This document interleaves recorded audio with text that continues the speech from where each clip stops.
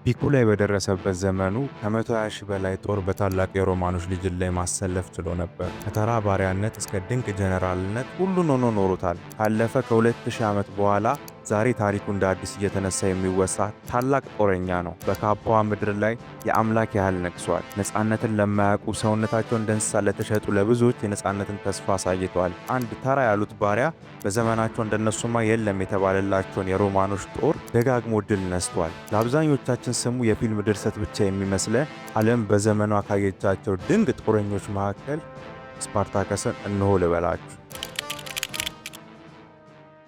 አንድ ሌሊት ስፓርታከስ በተኛበት ሚስቱ ወደ ክፍላቸው ስትገባ በባሏ አንገት ላይ እባብ ተጠምጥሞ ስፓርታከስን ቁልቁል ሲመለከተው ታያለች። አልደነገጠችም። ይልቁንስ የሆነ የትልቅ ድል ምልክት አድርጋ ተረጎመችው።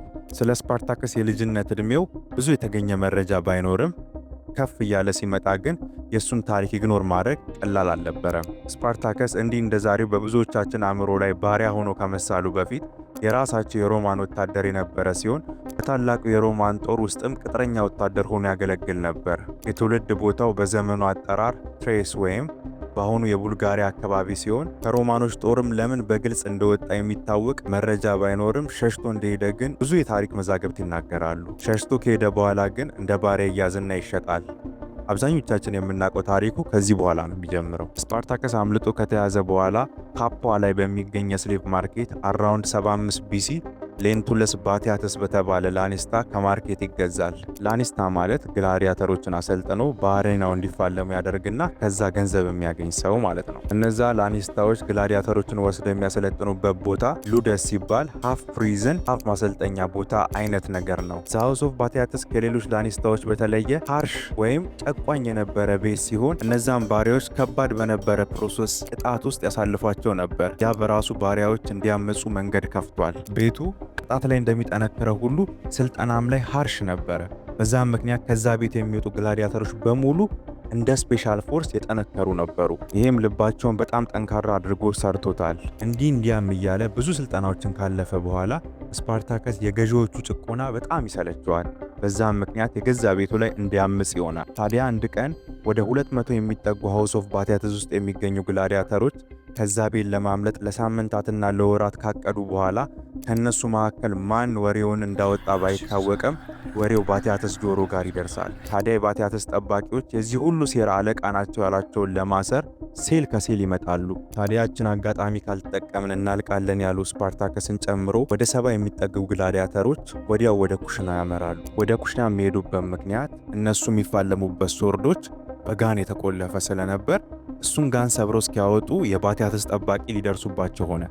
ስለዚህ ማንም ወዳልጠበቀው ግን ስለታማ ነገር ወደሚያገኙበት ቦታ አመሩ። ያም ኩሽና ነበር። ወደ ኩሽና ሄዱ። እዛም እንደገቡ ያገኙትን ቢላና መጥረቢያ አንስተው ፊታቸው ላይ የመጣን የባቲያተስ ጠባቂ በሙሉ አገደሉ። አስከትለውም የሉደሱን አጥር ገንጥለው ወጡ። ከዛ በኋላ ነው አንድ አስገራሚ ነገር የተፈጠረው። ልክ ከሉደሱ እንደወጡ በመንገዳቸው ላይ ለሌላ ግላዲያተሮች ሶርዶችን ይዞ ይንቀሳቀስ የነበረ ጋሪ አጋጠማቸው። ወዲያው ያንን ጋሪ አምቡሽ አደረጉና ያገኙትን ሶርዶች በሙሉ ወሰዱት። ይህም ማለት 70ዎቹ ወታደሮች ከተራ ቢላዋ ወደ ጠነከረ ሶርድ ተሸጋገሩ ማለት ነው። ይህንን የሚያየው ስፓርታከስ 70ውን ጦረኛ ባሪያዎች ይዞ በሱቪየስ ወደ ተባለ ተራራ ላይ ይመሽጋል። የነ ስፓርታከስም ጦር እዛ ተራራ ላይ በወጣበት ሰዓት ወሬው በአንዳንድ የሮማን ጀነራሎች ጆሮ ደርሶ ነበር። በሰዓቱም የሮማን ጦር ለ7 ተራ ባሪያዎች ይሄ ነው የሚባል ቦታም አልሰጣቸውም ነበር። ግን ወሬው እያደር በሌሎች ባሪያዎች ጆሮ ደረሰ። ይሄም የስፓርታከስን ዝና የሰሙ ባሪያዎች እሱን ካለበት አፈላልገው የእሱን ጦር መቀላቀል ጀመሩ። ይሄን ነበር ታዲያ የሮማን ጦር ጋባር የተባለን ጀነራል 3000 ሚሊሻ አሸከሞት ስፓርታከስን እንዲፋለም የላኩት። እንዳልኳችሁም እነ ስፓርታከስ ኦልሬዲ ከተራራው አናት ላይ ስለነበሩ ጀነራሉ እንደመጣ የመጀመሪያ ስራ ያደረገው ወደ ተራራ መውጫ ናቸው ብሎ ያሰባቸውን ቦታዎች በሙሉ መዝጋን ነበር። ይህም ምግብ እንዳይተላለፍላቸው በማድረግ እዛው ተራራ ላይ እንዳሉ በረሃብ ለመጨረስ ነበር። ስፓርታከስም ይህ ሁሉ ሲካሄድ ከላይ ሆኖ ካየ በኋላ አንድ ያደርገዋል ተብሎ ያልታሰበ ድርጊት ፈጸመ። እንዳጋጣሚ ሆኖ ተራራው አናት ላይ የወይን ሐረግ ነበር። እነዛንም የወይን ሐረግ እንደ ገመድ በመቀጣጠል በፍጹም በፍጹም ለመውረድ በሚያስቸግረው የተራራው ክፍል ላይ አንድ በአንድ በመውረድ የጀነራል ጋባርድ 3000 ሚሊሻ በተኙበት አረዷቸው። ታዲያ ከዚህ በኋላ ነበር የስፓርታከስ ጦር ከቁጥጥር ውጭ ማደግ የጀመረው። አገዛዙ ያማረራቸው ባሪያዎች፣ በጣም አደገኛ የሆኑ ተፋላሚ ግላዲያተሮች እና ከመንግስት ጋርም የተቀያየሙ የተለያዩ አባወራዎች ከያሉበት ተወጣተው የስፓርታከስን ጦር መቀላቀል ጀመሩ። በጥቂት ወራት ውስጥም ከ70 በአንዴ ከ120 ሺህ በላይ ወደሚሆን ጦር ተሻገረ። ታዲያ በዚህ ጊዜም እንደገና የሮማን ሴኔት ወደ 6000 ጦር የሚጠጋ የሮማን ወታደሮችን ባሪኒየስ በሚባል ጀነራል አስከተለው ላኩባቸው። የስፓርታከስም ጦር 6000ንም ወታደር እምጥ ይግቡ ስምጥ እንዳይታወቅ አድርጎ አጠፋቸው። ታዲያ ከዚህ በኋላ ነበር በስፓርታከስ ተከታታይ ድል ውስጥ እስከ መጨረሻው ጥቁር ጥላውን ጥሎ ያረፈበት ስህተት የተፈጠረው። ከመጀመሪያው ቀን አንስቶ የስፓርታከስ የቀኝ እጅ የነበረውና ልክ እንደ ስፓርታከስ ጠንካራ ተዋጊ የነበረው ክሪክሰስ ወደ 30,000 የሚጠጋ ጦር ይዞ ከነ ስፓርታከስ ተገነጠለ። የመገንጠሉ መንስኤ የዓላማ መለያየት ሲሆን የስፓርታከስ ዓላማ የነበረው እሱ ያሰባሰባቸው ባሪያዎች በተከታታይ ድልን ስለተቀዳጁ ወደ ሰሜን ጣሊያን ክፍል ሄደው በዛው ወንዙን አቋርጠው ወደ የፈለጉበት ሄደው እንደ አዲስ ህይወታቸው እንዲጀምሩ ነበር። ክሪክሰስ ግን ሮማኖችን መበቀልና እነሱን መግዛት ነበር የሚፈልገው። ይህን ነበረ የሁለቱ ታላላቅ ተዋጊዎች ዓላማ የተለያየው። የኋላ ኋላ ዓላማ አለያያቸውና ሁለቱም የየራሳቸውን ጉዞ መጓዝ ተያያዙ። ክሪክሰስም ከነ ስፓርታከስ ከተለየ በኋላ ብዙም ሳይቆይ በጦርነቱ ተሸንፎ ተገደለ። ክሪክሰስ ጦረኛ ቢሆንም ስፓርታከስ ግን ስትራቴጂክ ነበር። ይህም ጉልበቱንም አእምሮንም በአንድ እንዲጠቀም አድርጎታል። ከክሪክሰስ ጋር ከተለያዩ በኋላ ስፓርታከስ ሌላ ሁለት ትላልቅ ጦርነቶችን አሸነፈ። ታዲያ ይዛኔ ነበር የሮማን ገዢዎች ይሄ የባሪያ ጦርነት ቀልድ እንዳልነበር የተረዱት። ወዲያውም ያላቸውን ጦር አሰባስበው ወደ 8 ሊጅን የሚጠጋ ጦር አሰለፉ። 8 ሊጅን ማለት ወደ 40,000 የሚጠጋ የሰለጠነ የሮማን ጦር እንደማለት ነው። አንድ ሊጅን በውስጡ 5000 ወታደሮችን ስለሚይዝ ማለት ነው።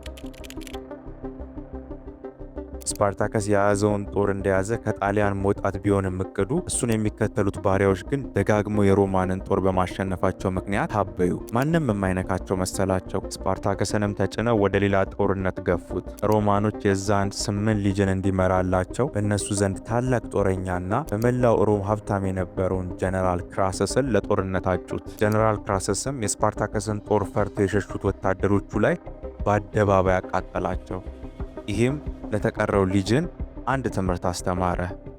ማንም ከኔ ትእዛዝ ውጪ አያፈነግጥም። ይህም የሮማን ወታደሮች በጀነራላቸው ጥብቅ ቁጥጥር ውስጥ እንደወደቁ እንዲሰማቸው አደረገ። ጦርነቱ ተካሄደ። በመጨረሻም ስፓርታከስ እንዳሰበው አልሆነም። በፕሮፌሽናል ዌይ የሰለጠነ የጀነራል ክራሰስ 40,000 ጦር የስፓርታከስን ባሪያዎች አሸነፈ። ነፃነታቸውን አግኝተው መሸሽ የሚችሉ ባሪያዎች የጣሊያን አፈር ተራ በተራ በላቸው። ከጦርነቱ ተርፈው የተማረኩት 6,000 የስፓርታከስ ጦሮች 200 ኪሎ ሜትር በተዘረጋ የአደባባይ መስቀል ለሌላ ባሪያ ትምህርት የሆኑ ዘንድ ተሰቀሉ። ሬሳቸውም ሳይወርድ ለቀናት በሰበሰ። በጀነራል ክራሰስም ትእዛዝ መሰረት የ6,000 ባሪያ ሬሳ ስጋው በአዋፍትና በፀሐይ ተበልቶ እስኪያልቅ ድረስ ከመስቀሉ እንዳይወርድ ጥብቅ ትእዛዝ አሳለፈ። እንዳለውም ሆነ። የስፓርታከስም ሬሳ እስከ ዛሬ ድረስ አልተገኘም። አንዳንዶች ሞቶ ሬሳ በሬሳ ላይ ተደራርቦ ሳይገኝ ቀርቶ ነው ሲሉ፣ ሌሎች ደግሞ እንደተመኛት አመልጦ ነፃነቱን አግኝቶ ነው የሚሉም አሉ። እውነቱን ግን የሚያውቀው እሱና እሱ ብቻ ነው። የዛሬ ቪዲዮአችን ይህንን ይመስል ነበር። በቀጣይ ቪዲዮ እስክንገናኝ